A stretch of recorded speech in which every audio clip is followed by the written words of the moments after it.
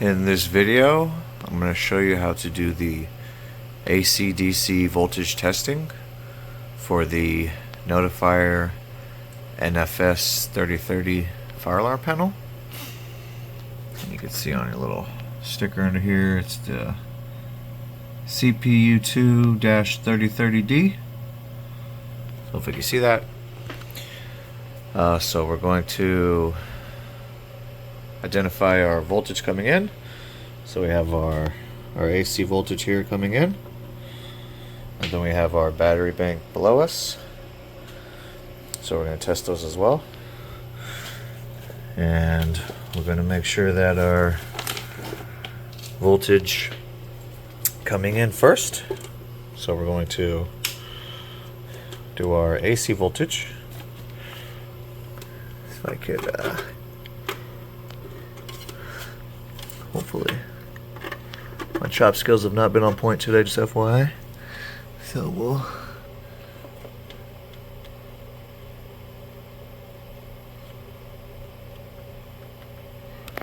okay.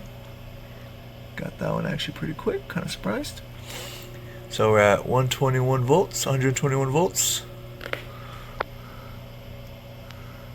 Okay, so you see it, got 121 volts. And then I strategically placed these 100 amp hour batteries so I make it easier on myself. But we're going to do the voltage of the batteries just to make sure we got voltage. So we're touching, we're on there, and we got 27.5 DC volts. So our leads are on there, and 27.5. Okay. So next we need to identify our breaker, which hopefully is labeled on the panel. It should always be. See on the front here we have panel EHLA circuit number 4. So luckily for me, that panel, circuit breaker panel, is in the room. I'm just gonna walk over to it. And we see we have EHLA circuit panel. So we're going to open it up, and they've even labeled the breaker as well as put a lock on it, which is great. You can check your panel directory board. I just tell you what number it is. So it says number 4, fire panel. So I've already loosened this breaker lock, so I'm just going to pull it off. And I'm going to go ahead and switch off the power. I'm going to take another voltage reading. So this panel, we should get a few troubles. Let's acknowledge. I think the backup one's going to come in a second. Maybe not. Oh, there it is. Okay. So now we're running off backup power. And find us our trouble just to show you. Shunt power supervisory. Amps 24.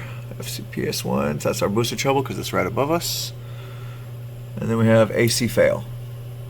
So the power is in fact turned off. But just to be sure, let's take a voltage reading.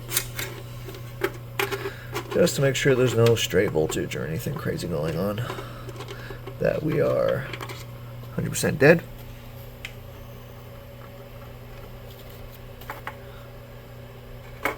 Get my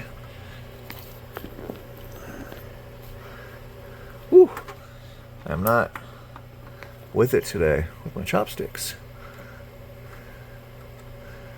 There we go. Okay, 0 volts. Alright, because we have the AC turned off. Okay, so now let's check our batteries, just slap our leads on there. Like that. It doesn't got to be super complicated. Now we're at 27.1 DC volts, so we lost 0.4 volts, I think. Right, so you see them on there. Move out of the way cord. There we go. So 27.1 DC. Okay. So now we verified that the panel is being tested under load because the AC is turned off and everything's running off the backup power. So now, let's turn the breaker back on. Come back to our circuit panel, EHLA, circuit number 4. I identified on the directory here. So we will flip it back on. Put our little breaker lock on. Tightened up just barely, but I'll put that on better later. Close her up. That's our circuit panel. Then we'll come back to our fire panel. And our troubles should clear. So we just have this amps takes a minute to clear, but we have our AC trouble gone, or our AC fail gone. So take a voltage reading one final time, just to make sure everything's back to normal. Always make sure. Never not make sure. Come on, get in there, bitch. You want to fucking get in there, don't you, bitch? There you go. There you go. We're in there. 121 volts. 121 volts. Okay. Got our voltage there. And now we shall slap our leads.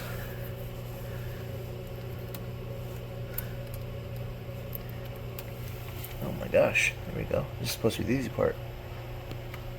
There we go. Got our leads on. Now we're back at 27.5 DC. Alright, so our leads are on. And we got 27.5 DC. Alright. So, that is how you do the AC DC voltage testing for the Notifier NFS-3030 fire alarm panel.